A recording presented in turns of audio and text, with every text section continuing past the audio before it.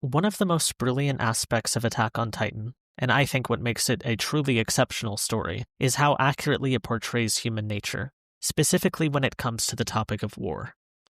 It shows us how people suffer from war, how people become radicalized, it showcases the impacts of propaganda, and how children are taught to hate and dehumanize other groups of people. Before watching Attack on Titan, I never realized these aspects about our real world. I never understood how people could handwave atrocities, how some could so deeply despise other groups of people. What's ironic is viewers can sometimes fall into the same traps this story tries to expose, and justify actions that we're supposed to understand as flawed. We're going to look at a few different moments from throughout the story. Each scene will give us a new and crucial perspective, and I'll show how they all connect to form a bigger picture. The best place to start is from the perspective of Flock. Flock is a very controversial character in the AOT fanbase, but one thing that can't be denied is how extremely well-written he is. Flock, like many others, is an individual who experienced the horrors of war. He witnessed the deaths of all his comrades, and later learned the depressing truth about the outside world. Beyond the island, there were hundreds of millions of people who wanted him, and all his people wiped out. He finally understood where all his suffering came from. It was because of those monsters beyond the walls. Here's where we'll take a look at an extremely important scene. It's during the raid on Liberio, after the declaration of war. Notice the language Flock uses here. He justifies the deliberate targeting of civilians by saying, everyone here is an enemy. He reminds John of all the suffering they've endured, and he specifically refers to those responsible as they. They meaning anyone and everyone beyond the walls. Flock is doing something that is extremely common even in our real world. He doesn't view the hundreds of millions of people outside the walls as individuals. To him, they're all just the enemy and nothing more. They are the ones behind his suffering. In a later scene, Historia shows us a different perspective. Not everyone outside the island is our enemy. Just like your mother, most of them would be suddenly killed without ever understanding why. Interestingly, after living in Marley, Eren comes to the same realization. It's true, I did see everything on the other side of the sea as my enemy. Then I came here, I slept under my enemies' roofs, and I ate the same food as them. Sure, there were people who pissed me off, but there are good people too. Over the sea, inside the walls, we are all the same. Eren says something extremely important here. It's one of the core reasons why Flock has his flawed worldview, and why he is ultimately so different from our main cast of scouts. Unlike characters like Eren and his friends, Flock never spent time outside the walls and connected with regular people. Another moment that solidifies this point is during the port battle.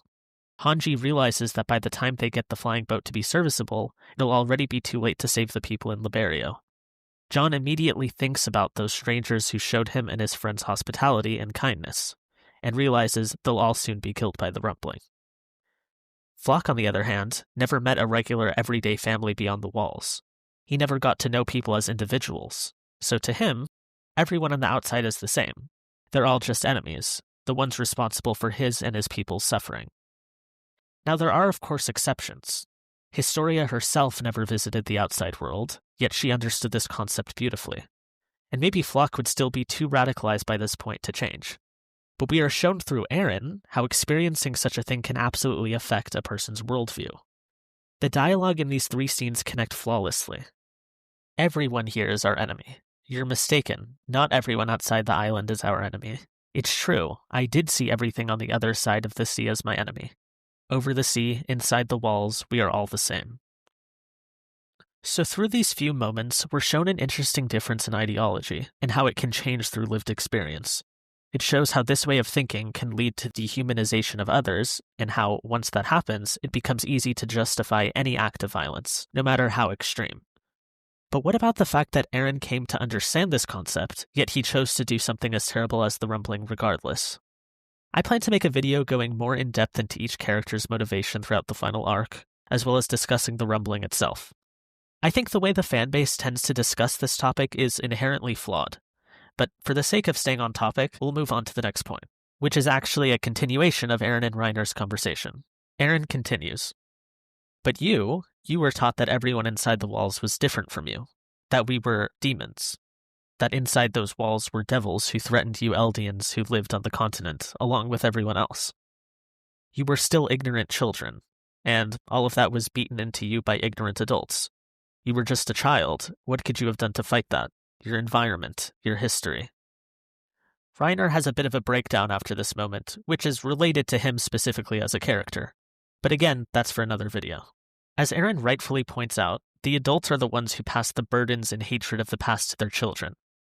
We are shown a perfect example of this through Grisha and his father, and then later on with Grisha and his own son, Zeke. We are also shown this concept through Gabby and the type of propaganda children are taught. So again, a painfully accurate look into what happens in our real world.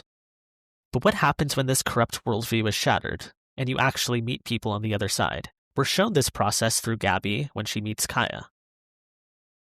And not only is Gabby just regurgitating talking points she's been taught from adults, just like Aaron described during his talk with Reiner, she's also doing the exact same thing Flock did in the very first scene I showed. She doesn't view this group of people as individuals. To her, they are all just the devils of Paradis, along with any crime a person from within those borders has committed. The world is never going to forget your sins. You devastated my town. But Kaya continues to respond by asking questions Gabby can't answer, because it contradicts her flawed worldview she's been taught. My mom didn't kill anyone. Why was she eaten alive? What did she do to deserve it? When you begin to view a civilian population as individuals, all with their own personalities, dreams, and hobbies, suddenly it's much harder to justify atrocities. But instead, you'll often find people saying things like, they did this to us, so they deserve what happens to them. But who really is they? What's ironic about this statement is that the people responsible, the ones in power, are rarely the ones that suffer the consequences. Every time, it's the civilians that suffer more than anyone. We suffer for the benefit of the people in power who use us as pawns for their own desires. We're shown examples of this from both within and outside the walls. And so the civilians comply, they're fed propaganda for the purpose of instilling hatred, fear, and distrust. And now we've come to the culmination of all these different scenes, the children of the forest, one of the most iconic moments in the entire story. After Niccolo finds out the truth about who shot Sasha, he is so overcome with anger that he now wants to kill Gabby, despite her only being a child. That was Sasha Blouse, the woman whose life you took. I lost someone important to me too, because Sasha Blouse shot him. So I got revenge. She killed him first. We are shown the terrible suffering of both Gabby and Niccolo, and how the cycle that existed before them ultimately led to it. But incredibly, Sasha's father breaks this cycle. I taught her how to use a bow when she was little, and we'd go hunting in the forest, 'cause that's how we lived. But I knew the day would come when we couldn't keep living that way, so I made Sasha leave the forest. Then, the world got bigger, Sasha became a soldier. She went off to attack other lands, shot people, then got shot herself. I thought getting her out of the forest would mean something. Turns out, the whole world was a colossal forest, where it was still kill or be killed. I think Sasha got killed, 'cause she wandered too long in that forest. We've got to get the children out of this forest, at the very least.